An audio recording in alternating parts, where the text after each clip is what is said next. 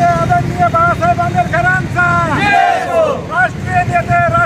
आदरणीय बाळासाहेब आंबेडकरांचा, बाळासाहेबांवर टीका करणाऱ्या महिलेचा धिक्कार असो, काँग्रेसचा धिक्कार असो, काँग्रेसचा धिक्कार असो, बाईचा धिक्कार असो, बाईचा धिक्कार असो, वंचित बहुजन आघाडीचा विजय असो, वंचित बहुजन आघाडीचा विजय असो, आदरणीय बाळासाहेब आंबेडकरांचा विजय असो, आदरणीय बाळासाहेब आंबेडकरांचा विजय असो, विश्वरत्न डॉक्टर बाबासाहेब आंबेडकरांचा विजय असो, आदरणीय बाळासाहेब आंबेडकरांचा विजय असो। या ठिकाणी आज वंचित बहुजन आघाडी हडपसर विधानसभेच्या वतीने आदरणीय बाळासाहेब आंबेडकर यांच्यावर ज्या स्नेहल कांबळे या महिलेने जे काल फेसबुकद्वारे जे घाण टिप्पणी केली त्याच्या विरोधात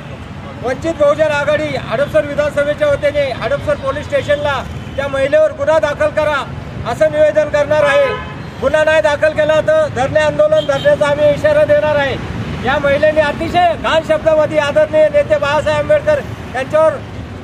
टिप्पणी केली आहे, तरी पूर्ण महाराष्ट्रात त्याचे प्रसाद उमटत आहे। तसंच हडपसर विधानसभा पुणे शहर यांच्या मार्गदर्शनाखाली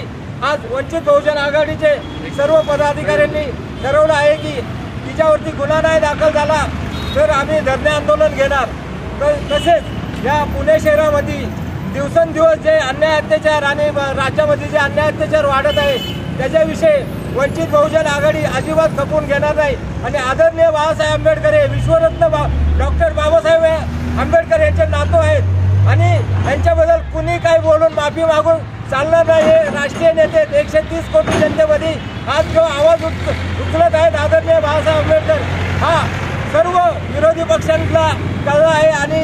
आता वंचितची सत्ता येणार आहे म्हणून आदरणीय बाळासाहेब आंबेडकरांवर त्यांचे काही चर्चे दलाल हे टिप्पणी करायला सोडले आहेत, तरी ही आंबेडकर जनता आणि बहुजन वर्ग सहन करणार नाही। बाळासाहेब आंबेडकर हे सर्व बहुजनांना घेऊन सत्ता स्थापन करण्याचं स्वप्न बघत आहे। त्याकरता हडपसर विधानसभेच्या वतीनं सर्वांनी आम्ही या घटनेचा धिक्कार करतो आणि या ठिकाणी आमचे वरिष्ठ दादासाहेब गायकवाड, सुधीर शिंदे आणि पोलीस स्टेशनमध्ये आता आम्ही जे निवेदन देणार आहे त्या साहेबांना सांगणार आहे गुन्हा दाखल झाल्याशिवाय आम्ही इथून उठणार नाहीये असं पुणे शहर यांच्या आदेशानुसार आम्ही हे काम करत आहे।